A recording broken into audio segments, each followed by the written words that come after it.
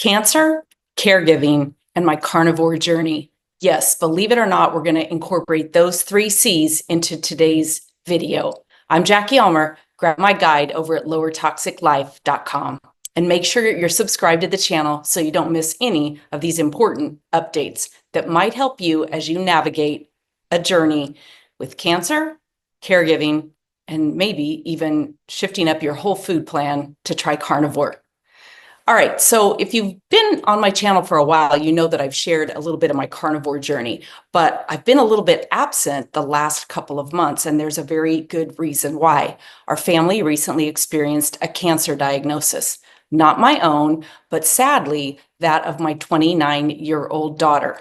You talk about something that you never in a million years picture on your bingo card as you're imagining and dreaming about all those things that you'll experience with your children, from birth to those early toddler years, elementary through school, growing up into adulthood, and all the things that you imagine. And to know my daughter is to know that she is very healthy, she's very fit, she eats well, very organic, really follows the protocols that I am grateful to have been able to raise her with, thanks to my own mother who raised me in the same way. So lower toxic life and lower toxic living has been a big part of our family. So imagine how shocking it was to get this diagnosis back. The first preliminary diagnosis came on February 7th of 2025. I'm not sure when you're watching this video, but that's when we got the very first shocking preliminary diagnosis. Now, the good thing is, well, there's a couple things I want to clear up right away. One is she did not get the C19 shot. You know exactly what I'm talking about. You have to be careful not to be censored, but she did not. So I know there are a lot of people, because there's so much with turbo cancers and the youth and all that's going on. That's one of the first questions that were asked. So I just wanted to clear that up early on. That's not a contributing factor to hers. Now, hers is a very rare form of leukemia, a blood type cancer. And I swore to myself after the very first day of going down the Google rabbit hole that I was not going to do that. I was not going to spend all my time Googling about things that I didn't know. And it was funny because her oncologist, when we got to the Mayo Clinic, basically said, don't do that. It only paints the doom and gloom picture. It doesn't ever paint the realistic, positive aspect of it. And as her very first admitting doctor said to her, you've come in 80% better than most of the people we see because of your age, your metabolic health, you're fit, you're not overweight. I mean, none of that. She was on no medications, nothing, not even birth control pills. So a lot of good things. But I'm going to be profiling and chronicling as we go along on this channel. I'm going to be sharing with you what it's like to navigate cancer with an adult child. Now, I'm recording this in July, and so it's February to March, April, May, June, July. We're 5 months past the preliminary diagnosis, and we're exactly today 4 months into the journey of the day that she checked into the emergency room at the Mayo Clinic, thanks to insurance. Believe me, if your children, if you have adult children and they're not covered under your policy, make sure you, and they're not married.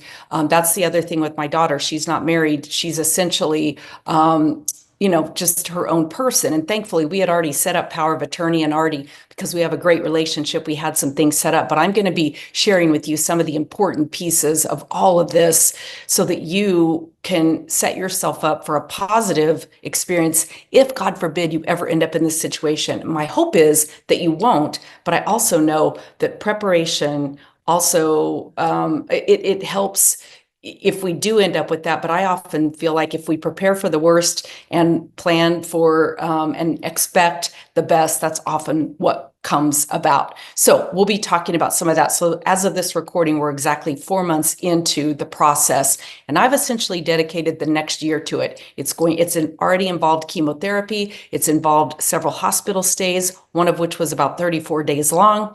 It's going to involve a stem cell transplant, which is going to be another 30 days in the hospital. And then basically 6 months after that, a very sequestered, low tox living, because she'll have a compromised immune system and all of that. So that's a little bit about what's going on. And it's important to keep in mind that we don't control what life deals to us, but we do control how we react to it, the mindset that we take on with it, the physical preparedness that we take into it, because believe me, to be a caregiver, it's super important that you take care of yourself. That leads me to the second C, which is caregiving. So shortly after my daughter went through what she was going through, but before she was admitted on March 14th, my mom went into essentially a diabetic coma. That wasn't exactly the terminology, but I'll spare you all the details. Went to the emergency room and essentially never fully recovered. It's a long story. I will share more about that part of my journey in another video with my mom, her diabetes, the mother that raised me so well, with such great skills and knowledge around nutrition and eating and taking care of myself, and mindset and the power in that. Unfortunately, as time went on, she didn't carry that on into her life, but that's a whole nother story. She passed away April 25th, while my daughter was still in the Mayo Clinic. So it's been a very interesting journey. And then on April 30th, my 92-year-old father moved in with us, which has been a blessing. Certainly, I'm thrilled to be able to provide for him the last few years of his life and give him a lower toxic life, free of stress, eating really well, being well taken care of, making sure that he's out in the morning sun. I've got him basically doing the cave woman philosophy, where he's out first thing in the morning in the sun, no sunscreen, no sunglasses, none of that.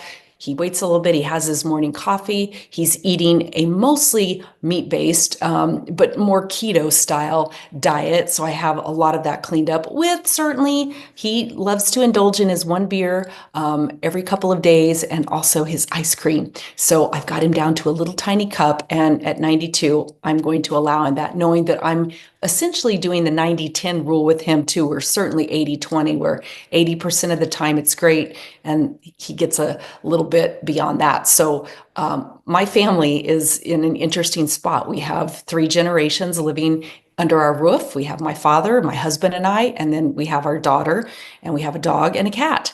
And occasionally we have our bonus dog that comes and stays with us. So it's been a very interesting adventure. But again, caregiving, even though my father is pretty simple, we just recently put him on a very low dose blood pressure medication, but beyond that, he's on no other medications. He does use a walker, but he's able to shower and bathe himself, do all of the typical things that one would want to do. He doesn't drive anymore, which is great. I'm able to take him to doctor's appointments and, be involved with him. And it's also really great for my daughter, honestly, because it's like she said the other day, I feel like I'm getting to know him. She didn't really grow up with him in terms of living close by. They always lived in the northwest corner of New Mexico, up near the Colorado border, and we were all over the map with the airline industry, from Nashville to Phoenix, out to California, but we never lived in the same town as them when my children were small. So she's getting the experience of that, and we're all learning how to work together as a team.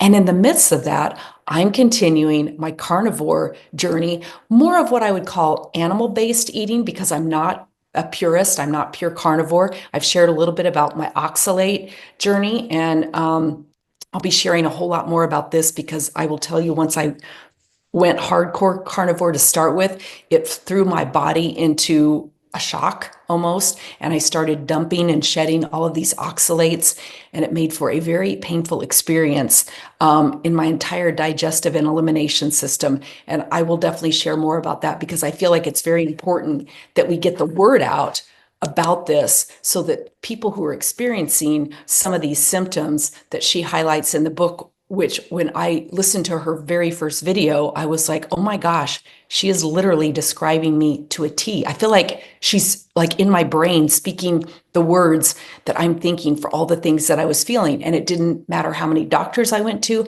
how many lab tests I had run, how many checkups. Everybody kept saying the same thing. We don't really see anything wrong with you. You seem to be fine. Let's do a colonoscopy. Let's do this. Let's do that. Let's do some exploratory.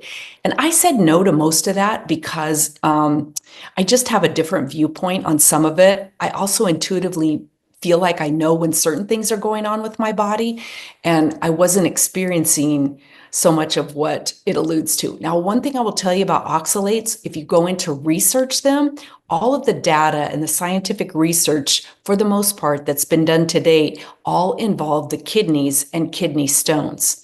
But the reality of it is, oxalates don't leave our body strictly as kidney stones. They leave in tiny shards and crystals. I've shared before, little pieces coming out of my skin. My eyes would get really crusty. I would wake up and it was beyond just like sleep in your eyes or whatever. I have 2 areas on the bottom of my feet that these little shards, these little crystals come out, and certainly through my digestive tract and my elimination system. But thankfully, to this point, I don't have kidney stones. So no doctor was ever going to diagnose it as an oxalate overload based on that.